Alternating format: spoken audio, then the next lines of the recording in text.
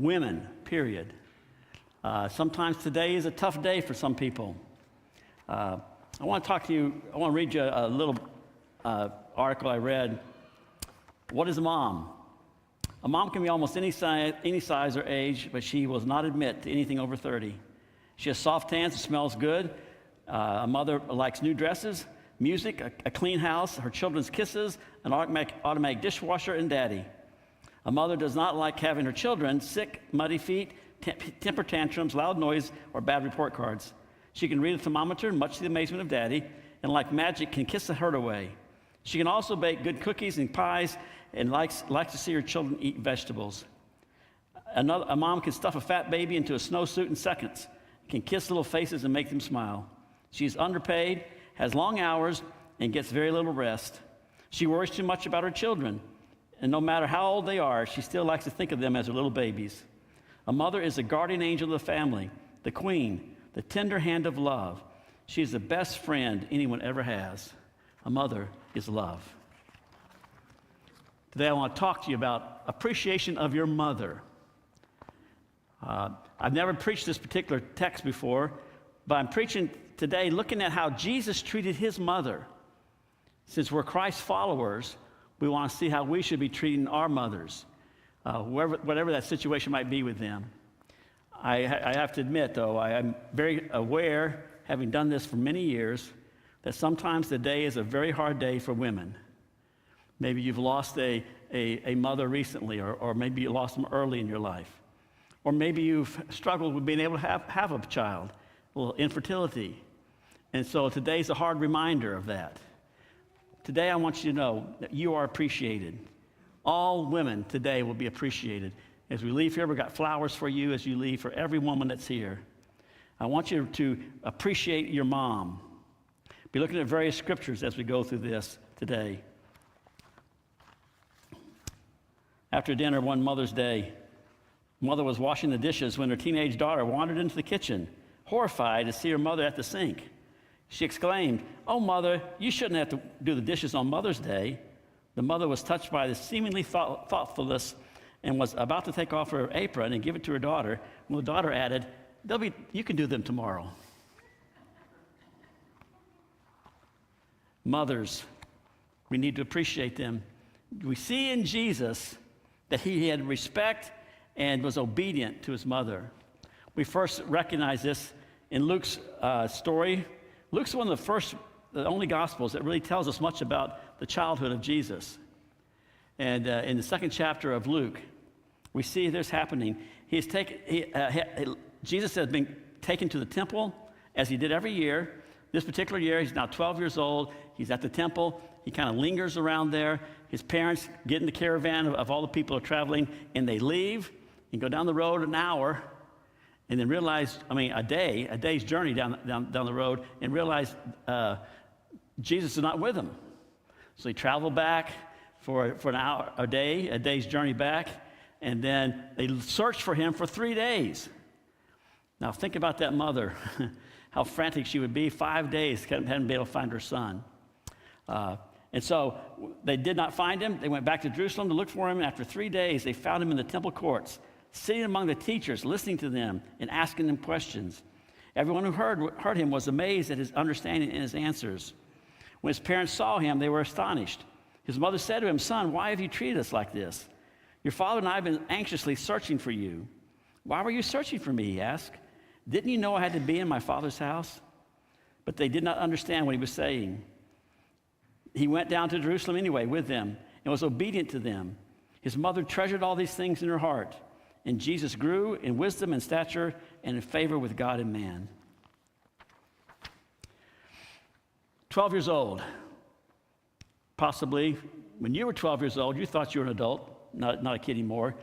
For him, it probably was more like that. He was probably already working with his father, probably already working as a carpenter. But he did not make a smart answer to his mom. He understood his mother, and she understood him. Even when she misunderstood, she understood her mother even when she misunderstood him. Saw how upset she was about the caravan, about missing it and looking for him. He respectfully explained what he did and why, not being rebellious. When I was age 12, I thought I was pretty much done with being a kid. I started to work in the fields even. Margaret, you'll appreciate this. I hoed cotton down in Mississippi, and I hoed some beans. I tried picking cotton one day, but they paid by the bag, and I could never get enough for that, so I forgot that. I worked putting up hay some that summer, and I got a job as a paper route, and I got me a bicycle, and I rode that bicycle everywhere. I rode it to downtown to behind the Capitol building. There's a fairgrounds back there. When anything was going on down there, there was a town about 20 miles away that had fireworks. And me and my buddies, we'd ride out that 20 miles to that place to get some fireworks. And my parents never knew. Imagine if they do know, they'd be anxious like Mary was here. They'd been upset with me probably for doing that. But Jesus chose to obey his mother. His mom treasured all these things in her heart. She had her own little memory boxes. If you come to my house and you go into my attic, you go into my garage, you go into my closet, you'll see boxes in there just labeled memory. My wife has tons of memory boxes. And every time we move, we get rid of a few more, but it still seems like they multiply, that they're there. She kept things from her kids. Now she keeps things from her grandkids. But there's precious memories that for her that are there. And that's what Mary has done here. And Jesus chose to go back with him, and he lived with him for 18 years until he started his public ministry. It says he grew in wisdom and in strength and with favor with man and with God. That's a balanced life. When I used to work with Youth for Christ, we talked about the balanced life, to grow spiritually, physically, socially, and mentally, and be able to grow up balanced. Jesus did that. Jesus experienced that. While he was there with his mom, his dad passed away, apparently. We don't have exact details of that, but Joseph doesn't show up anymore in the story. And he passed away, which meant Jesus, as the oldest son, had a responsibility in the family.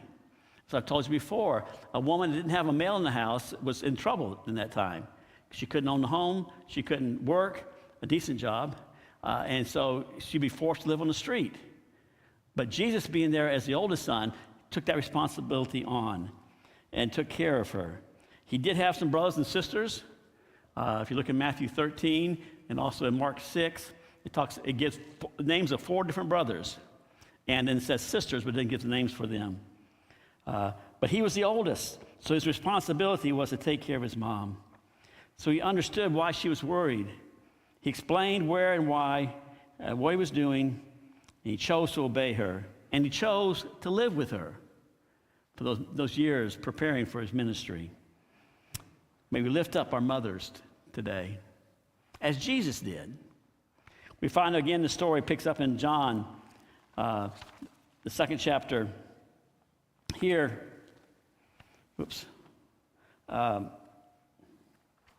here we see, sorry, I had it picked out, but there it goes. Okay, we see Jesus is being sensitive to his mom. A family wedding is happening, and so he leaves and he brings his disciples with him to this wedding, and he went to that wedding. And while there, let's look at chapter 2 of John. On the 3rd day, a wedding took place in Cana in Galilee. Jesus' mother was there, and Jesus and his disciples had also been invited to the wedding. When the wine was gone, Jesus' mother said to him, "They have no more wine." "Woman, why do you involve me?" Jesus replied. "My hour has not come." His mother said to his servants, "Do whatever he tells you." Nearby stood 6 stone water jars, the kind used by Jews for ceremonial washing, each holding up to 20 to 30 gallons. Jesus said to the servants, "Fill the jars with water." They filled them up to the brim. Then he told them, "Now draw some out and take it to the master of the banquet." They did so, and the master of the banquet tasted the water that had been turned into wine by that point. He did not realize where it had come from, though the servants who had drawn the water out knew. Then he called the bridegroom aside and said, everyone brings out the choice wine first, and the cheaper wine after the guests have had too much to drink. But you have saved the best for last. Here we see a Jesus who was sensitive to his mother. He knew that this was an important place for her to be at this point. And he knew that she wanted him to be there. So he's there at that wedding. He saw the stress that even the bride's family might have to face if they ran out of wine. To run out of wine at a wedding like that was a great embarrassment. And they still had at least two more courses of wine to share with the people. So Jesus takes care of it. The family had bought all they could of wine, but there were extra people that showed up at the wedding. Jesus had brought his disciples with him. And so the wine was gone. He listened to his mother's concern. He was faithful. He had been faithful to her for all these years. He had not made his ministry public yet, so he wasn't want to make a big show of it, but he took care of it. He loved his mom. He loved his family, and he took action the way his mama wanted. He told him to fill the water jars. Those water jars held 20 to 30 gallons, and there were 6 of them. So that means there's 120 to 180 gallons of water that's there that ends up turning into wine. That's quite a blessing on them there. Faith was needed, though, for it to happen. Jesus didn't do any zapping or anything like that. He said, just fill the water jugs out. He said, now take some to the master of the ceremony. And when they did, somewhere in that process, the water became wine. And it was the best that the wine tester had ever seen, had ever had before. What Jesus does is always the best. Understand that. He made his mother proud. The question is, for us, are we really listening to our mothers? I have to admit to you, I went through a time in my life where, probably several times in my life, where I didn't really listen to my mom. I already knew what she was trying to say, I thought. So I just got, okay, Mom, okay. To really show love to your mom this day and all your life, listen to her. Really listen to her. One of the best things we can give our moms.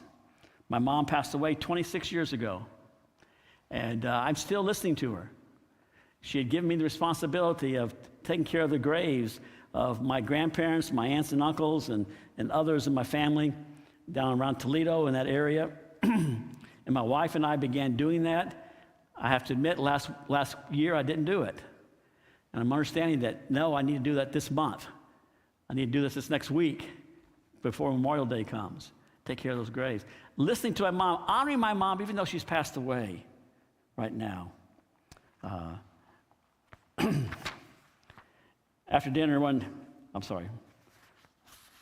until I became a mother did I understand how much my mother had sacrificed for me. Not until I became a mother did I feel how hurt my mother was when I disobeyed. Not until I became a mother did I know how proud my mother was when I achieved. Not until I became a mother did I realize how much my mother loved me. Maybe be aware of that today. Maybe be aware of how much your mother loves you, how much your mother has loved you through the years. And then we come to another encounter with Jesus and his mother.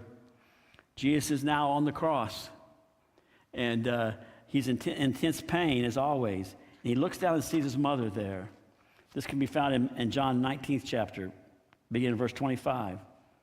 Near the cross of Jesus stood his mother and his mother's sister, Mary, the wife of Clopas, and Mary Magdalene. When Jesus saw his mother there and the disciple whom he loved standing nearby, he said to her, "Woman, here is your son." And to his disciple, "Here is your mother." And from that time on, the disciple took her into his home. Jesus is here in intense pain. He's already been beaten. He's already been ridiculed. He's had to carry that cross through the town and be spit on. He's been nailed to the cross. He stood the cross up. He's there in intense pain. But he sees his mother. He's not focused on his pain. He's focused on his mother and caring for her. She's there watching her son suffer. Even though he's busy dying, he takes notice of her. He knows his mother's love. She had been so faithful to him through the years in so many different ways. I think about my own mom and how faithful she was to me. I can still remember my brothers, my younger brother, his first in pads football game. He's probably sixth grader or whatever it was at that point. We're there, just out in the field, standing on the sideline. He caught a pass and began running down the sideline, all the way for a touchdown. Next thing I know, my mom is running down the sideline with him. It's cheering him on all the way down the sideline as he went. I realized that's a great illustration of my mom, how she cared for us. She was there for us always, was there in so many different ways. Mary noticed the pain of her son. It had been prophesied to her back when he was 8 days old. He'd gone to the temple, and Simeon prophesied that he'd be a great man, but yet the sword would pierce her heart. There'd be great pain. She had seen him rejected by religious leaders. She'd seen him struggle in so many different ways. She'd seen him be beaten and tortured. And Jesus saw that and saw her love.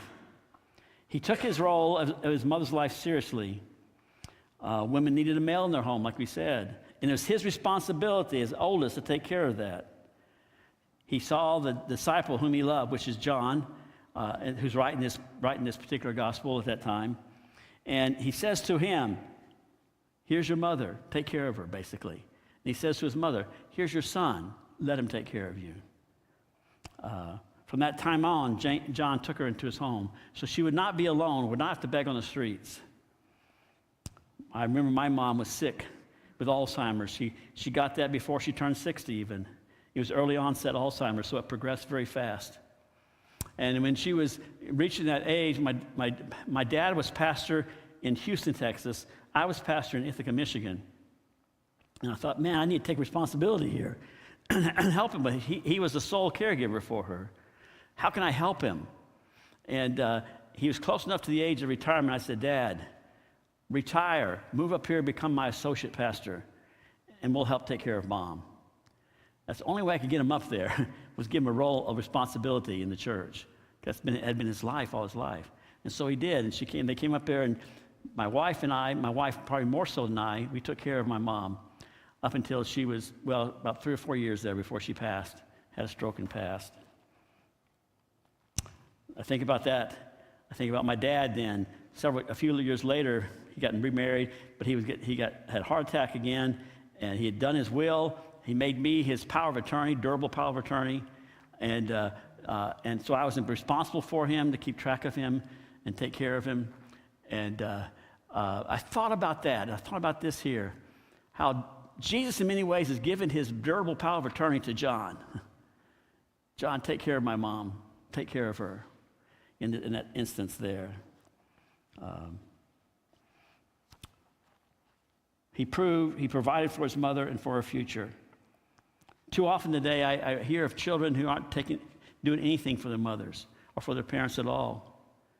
We've told you about the lady at the nursing home here that I got word of that she's up here. She's 96 years old, and she was in the nursing home and realized that she had no family in this area, no family to take care of her.